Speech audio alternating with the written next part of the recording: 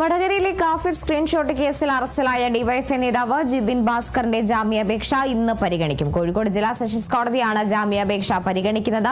Vadakara magistrate കോടതി ജിതിന്റെ ജാമ്യാപേക്ഷ തള്ളിയിരുന്നു. റിയാസ് കെമാർ ഉണ്ട് വിവരങ്ങളുമായി. റിയാസ്, എന്തായാലും ജിതിൻ ഭാസ്കറിന്റെ ജാമ്യാപേക്ഷ ഇന്ന് കോടതി പരിഗണിക്കുകയാണ്. എന്തെല്ലാമാണ് ജാമ്യാപേക്ഷയിൽ ചൂണ്ടിക്കാട്ടുന്ന വാദങ്ങൾ? ജാമ്യാപേക്ഷയിൽ ഡിവൈഎഫ്ഐ നേതാവ് ജിതിൻ ഭാസ്കർ ചൂണ്ടിക്കാണിക്കുന്നത് തനിക്കെതിരെ തന്നെ ഇപ്പോൾ അറസ്റ്റ് ചെയ്യാൻ കാരണമായിട്ടുള്ള ഈ കേസ് അത് പ്രധാനമായും രാഷ്ട്രീയപരമായി ഒരുക്കിയ തിരക്കഥയുടെ ഭാഗമാണ് എന്നാണ് അദ്ദേഹം ആരോപിക്കുന്നത്. ഈ കഴിഞ്ഞ ലോക്സഭാ തെരഞ്ഞെടുപ്പിൽ വടകര ലോക്സഭാ മണ്ഡലത്തിൽ ഏറെ കോൾവക്കം സൃഷ്ടിച്ച സംഭവമായിരുന്നു വടകരയിലെ വ്യാജ കാഫിർ സ്ക്രീൻഷോട്ടിന്റെ പ്രചരണം. അതേ തുടർന്ന് കഴിഞ്ഞ സർക്കാരിന്റെ കാലഘട്ടത്തിൽ വടകര പോലീസ് 2 കേസുകളായി സംഭവം അന്വേഷിച്ചിരുന്നെങ്കിലും കൃത്യമായി ഒരു പ്രതിയിലേക്ക് എത്തിച്ച് കഴിഞ്ഞിരുന്നില്ല. മാത്രമല്ല, ഡിവൈഎഫ്ഐയുടെ വടകര ബ്ലോക്ക് മുൻ സെക്രട്ടറി ആയിട്ടുള്ള റിബേഷ് രാമകൃഷ്ണന് ഇതിൽ പങ്കുണ്ട് എന്ന തരത്തിൽ അന്ന് സൂചനകളൊക്കെ വന്നിരുന്നു. എന്നാൽ പിന്നീട് റിബേഷിനെ ഈ കേസിൽ സാക്ഷിയാക്കുകയാണ് അന്ന് പോലീസ് ചെയ്തിരുന്നത്.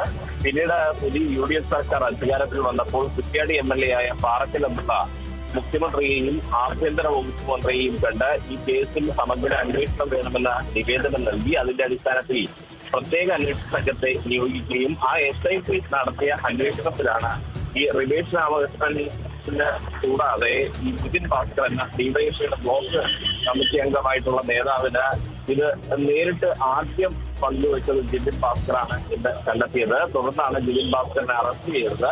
ഈ കേസിൽ ജിതിൻ ഭാസ്കർ ഇപ്പോൾ റിമാൻഡിൽ കഴിയുകയാണ്. നേരത്തെ വടകര 1ാം ക്ലാസ് ജുഡീഷ്യൽ മജിസ്ട്രേറ്റ് കോടതിയിൽ ഇതിൽ ജാമ്യാപേക്ഷ നൽകിയിരുന്നു. എന്നാൽ അന്ന് കോടതി ഒരു അമേരിക്കൻ നിയമജ്ഞന്റെ ഒരു വിധി പ്രസ്താവമൊക്കെ ചൂണ്ടിക്കാണിച്ച ഒരു ചരിത്രപ്രസിദ്ധമായ ഒരു പ്രസ്താവന ചൂണ്ടിക്കാണിച്ചുകൊണ്ട് സമൂഹമാണ് വ്യക്തിയുടെ നീതിയേക്കാൾ സമൂഹത്തിന്റെ നീതിയാണ് പ്രധാനം, ഇത്തരത്തിൽ മതവിദ്വേഷം ഉണ്ടാക്കുന്ന തരത്തിലുള്ള സ്ക്രീൻഷോട്ടുകൾ പ്രചരിപ്പിക്കുമ്പോൾ അവിടെ സമൂഹത്തിന്റെ നീതിയാണ് നഷ്ടപ്പെടുന്നത് എന്ന് വ്യക്തമാക്കിക്കൊണ്ട് ജിതിന്റെ ജാമ്യാപേക്ഷ അന്ന് തള്ളിയിരുന്നു. അതിനുശേഷമാണ് ജിതിൻ ജില്ലാ സെഷൻസ് കോടതി കോഴിക്കോട് അതിനെ സമീപിച്ചത് ജാമ്യാപേക്ഷയുമായി. ആദ്യഘട്ടത്തിൽ ഈ ജാമ്യാപേക്ഷ പരിഗണിക്കാൻ കോഴിക്കോട് ജില്ലാ സെഷൻസ് കോടതി തയ്യാറായിരുന്നില്ല. പിന്നീടാണ് ഇന്നേക്ക് ഈ ജാമ്യാപേക്ഷ പരിഗണിക്കുന്നത് കോഴിക്കോട് ജില്ലാ സെഷൻസ് കോടതി മാറ്റിവെച്ചത്. ഇന്ന് ഉച്ചയോടുകൂടി ഈ കേസിൽ ഉള്ള ജാമ്യാപേക്ഷ പരിഗണിക്കുമെന്നുള്ള സൂചനകളാണ് കോടതി വൃത്തങ്ങളിൽ നിന്നും നമുക്ക് ലഭിക്കുന്നത്. ശരി റിയാസ്.